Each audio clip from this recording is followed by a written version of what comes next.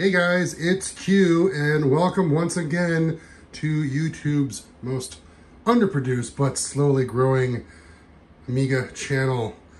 I've got a bit of a unboxing here. This is a, well here, let's just flip it open. I've already cut it open. I of course know what it is, but I haven't opened it yet, and thanks to a wonderful person in the Commodore Amiga Facebook group, I was able to get this amazing computer. So let's try and do this with one hand without, of course, destroying it. Oh, there we go, nice and gentle. And of course, he packed it very well. Thank you so much for that. He sent this quite a while ago before it actually moved, but if you've all known, if you watch this channel, you know that I've been very busy. I only recently got my Amiga room kind of organized, and as you can see, and I've been working so much, and now I'm finally able to get into this, and I've been wanting to get into this because this is the very first Amiga I ever owned. Nearly this exact spec.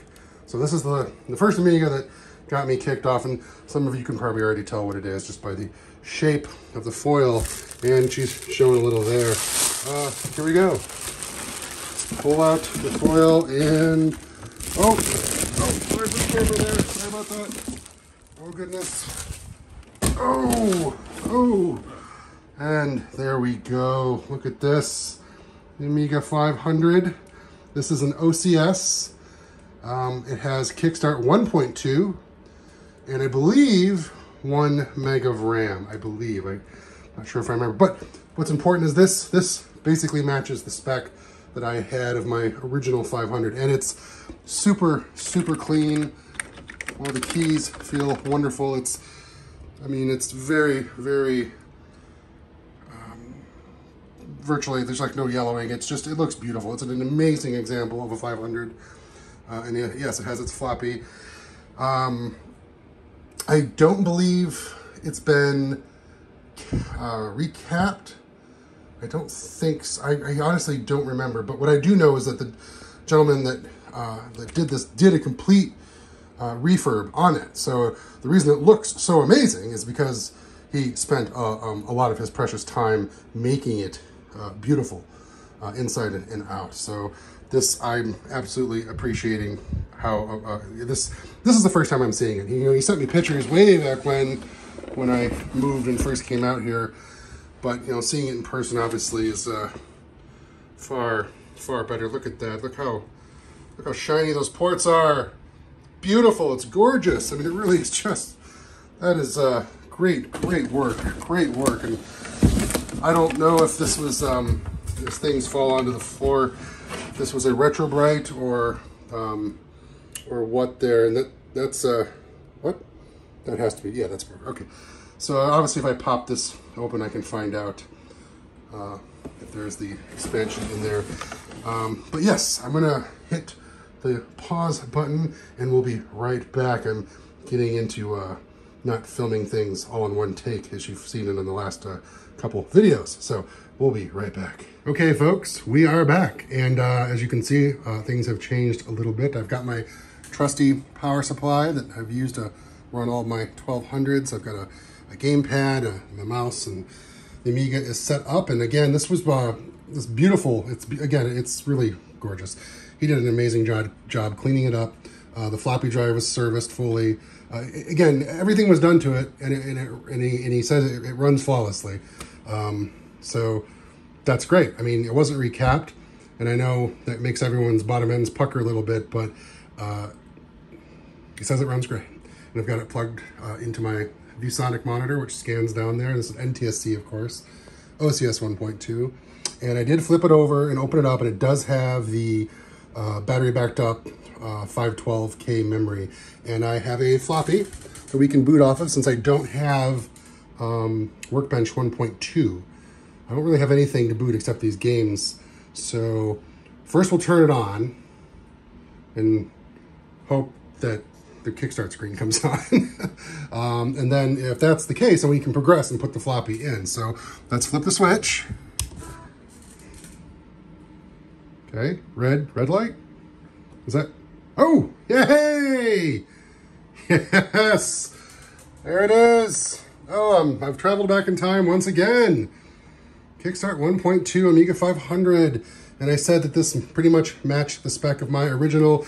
Yes, this is all the same. The only difference is that I had a Kickstart 1.3.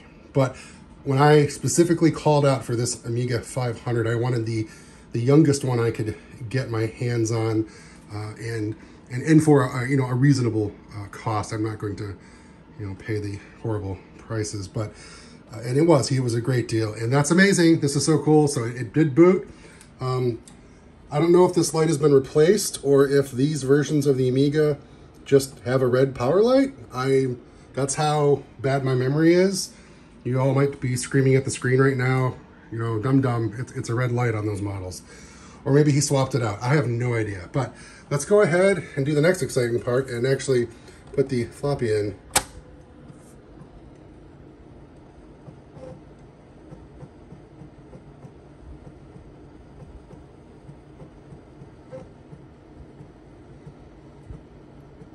It's making all the Amiga tick-tick floppy sounds. Yes! There it is! Falcon! Oh, what a gorgeous title screen. Look at that. Oh, those graphics are just so awesome. I just love this. I love this original type artwork and the patience. I wonder if this was actually done maybe at a higher quality. They may have even scanned this in and then just done a down conversion. I know I'm already tearing it apart and trying to pull its pixels apart to figure out how they did it. I'm wild that it's working. And yes, the floppy's still going. Now I believe, my memory with Falcon. So I think it's playing music right now. So what I think I have to do is click a button.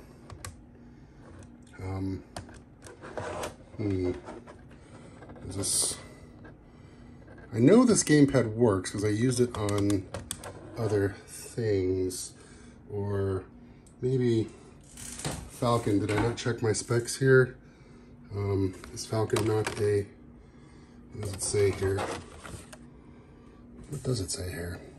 512K RAM, Kickstart 1.2 or above. So this absolutely should work. I've got a full mega RAM.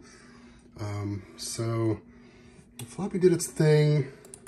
Oh, just click the mouse button, dummy. Oh my gosh, I'm sorry. If you guys are yelling at the screen, just click the mouse button. I apologize.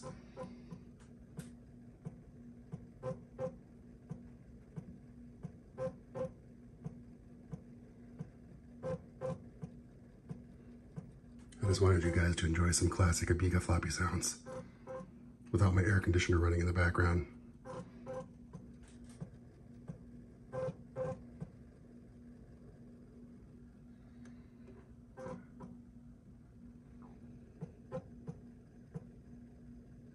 Oh, the days of loading games from floppy.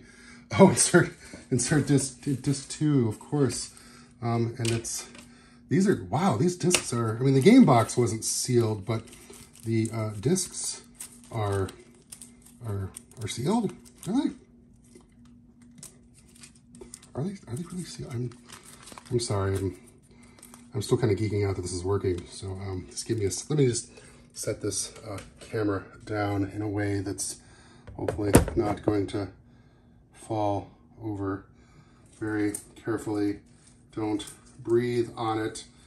And let me try and get this floppy 2. Okay, I got floppy 2. So we've done that. I'm eject.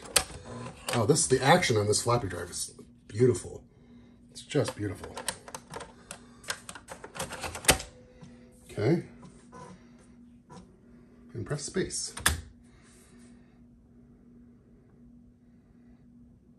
I press space.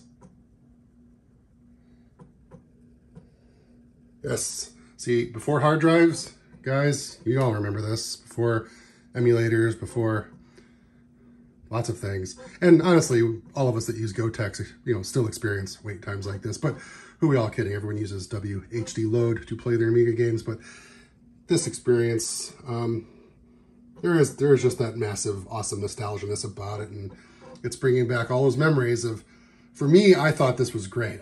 I came from a Commodore 64, and the data cassette, the data set, I think it was called, and then eventually the floppy drive. But even the floppy drive was just so slow, and I didn't actually have a quick load cartridge. So coming to the Amiga, floppy swapping, 1 to 2 floppies, 3 floppies, not so terrible. Now, my friends who used Nintendos and Segas at the time, they would just mock me. They were like, I can't believe you're sitting here all of this time waiting for this to load. Like, dude, you just stick it in and turn it on and play the game. We've been here for like 3 minutes and we haven't gotten to even see a game screen. It's just loading, loading, and loading. And I'm like, dude, trust me, it's going to be worth it. Look at the back of the box. Look at those graphics. You know, it's Falcon. The Mac screenshot of Falcon. Isn't that great? Wait, there's an Amiga screenshot that's been stuck to the box after the fact. I'm not trying to portray Falcon, by the way. This is just a game I had that was guaranteed to work on this computer spec. But anyway, yeah, it just gets to my point of like, we're all sitting here in real time. I apologize, but this is more like my videos normally are. I don't really edit around them. We're still waiting because I want you guys to see how long it takes to load Falcon, a classic, fun flight simulator game. Probably the most iconic F-16 flight simulator game. And we're up to almost, like, I don't know, what, 8, 9 minutes of this video. I do suggest, if you haven't already done it, fast forwarding until you actually see something change on the screen, because it is still going. And it doesn't seem like it's doing anything weird like error skipping or... Okay, so there it is. So what this is the copyright check. The way to stop you from thieving the game. So, and yes, it includes it. So I'm going to go ahead and find the dingus it wants me to do. So once again, I'll go ahead and set you guys down gently like that. And I've already found the outer icon. It doesn't take too long.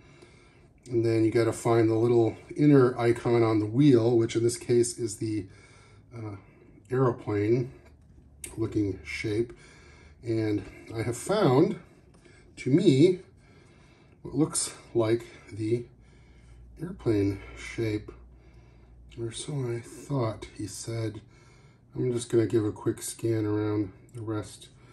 Make sure I'm not seeing anything different. Because then it's asking you, look in the window November, right?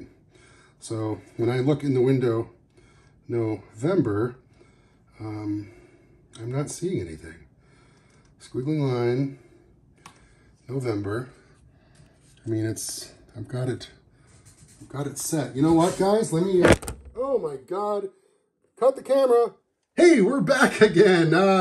So it worked. I needed to smack around the cameraman a bit there. But yeah, the code was H, by the way. And got through that check just okay, and here we are. I'm not gonna take you through the whole game because I don't remember anything about it, but yeah, this is one of those games too where you could play head-to-head with like other Amiga people on their Amiga, and also, yeah, Amiga to Amiga. Yeah, check that out. You can play Amiga to Amiga, Amiga to Atari, and Amiga to Mac. And then here's your baud settings. I mean, even up to 19.2. Direct Connect, modem, tone, I mean, this is crazy. That is so cool that they had this Direct Connect multiplayer way back then. How do you, I mean, okay. So I'm going to call myself Q. Oh, you know what? Is it going to want to write to the floppy? Is it protected? I don't know if it's protected. Okay, I guess not.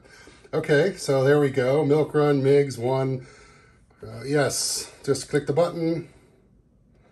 I know this video is getting long again. Look at this. I wish you could hear it because it has like fun music and sound effects in the background. But there's the awesome animation of Falcon, and yeah, you can pick your stuff, and like you go, here you go with the scenery. Dots only, detail on dots, control, joy. Well, we do have a joy. So if I do that, do I still have mouse? Okay, I still have mouse here. So take off. Obviously this, that looks so cool. Look at the detail on that HUD. Look, there's an airplane out there flying already. Oh, this guys, this blew my mind back in the day. To come from the Commodore 64 and see this, and I apologize, I just shit my pants. Like, I filled my Amiga room with feces. It was just an incredible amount of detail just in the opening cockpit screen. I mean, goodness, like, how do they do this? I'm trying to see if I can remember views, like view buttons. I don't, well, you know, I think my copy of this is complete. It comes with a keyboard overlay, but I'm of course trying to, you know, spacebar, smash function keys. Oh man, I'm changing things already. Oh, this is, oh, there we go. There's a view. Look at that. You can see your hand on the stick. Oh, there's the other one. Oh, the throttle. That's so cool. I thought for sure, look, you can see that plane out there. The plane is still flying around. That is so cool. Oh, here, check your 6. Nice. I wish I could find an external view, but I'm failing to do that. And I'm also failing to even get us back to, now this could be a sticky keyboard issue, possibly, right? Because, okay, there we go. So we're back. That's so great. So anyway, this works. I mean, yeah, I mean, right? It works because we've sat through all this. So yes, Amiga 500 has now been added to the hold and modify cave next to the 1200. I think this is super cool. I'm really happy to have this. And I know you guys and most normal people don't have the patience to play games off a floppy like this, especially flight sims, because you kind of just want to get into the action and go. But I'm gonna get speakers on this. I actually have a amplifier with a switcher so I can get my computers all going through the same speaker system, get that going, and I'm gonna absolutely look forward to playing this. I actually like playing this game on the 500 too, because it does run slower. As you can see, the frame rate is not brilliant. It is a lot better on the 1200 or 3000. You get a much more smooth play, and I will ultimately, of course, do that. But because it's been so long since I played this game, I actually like playing slower so I can figure things out. It's like, it feels like it gives me more time to figure stuff out. Also, and you've probably seen glimpses of it as I've been filming here, I have this to plug in the side. And again, this has also been completely restored and refurbed to A570. I don't have any discs. I do have blank CDs I can burn though. So this will be a fun one to try out. I've never actually had a CD on an Amiga.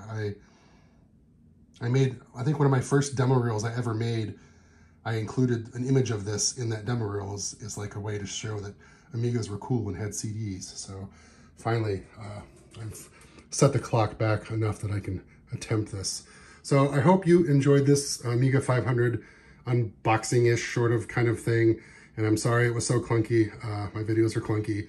And again, you can always fast forward, right? So thank you again all for watching, and have a wonderful rest of your day or evening. Let's go blow up some MIGs.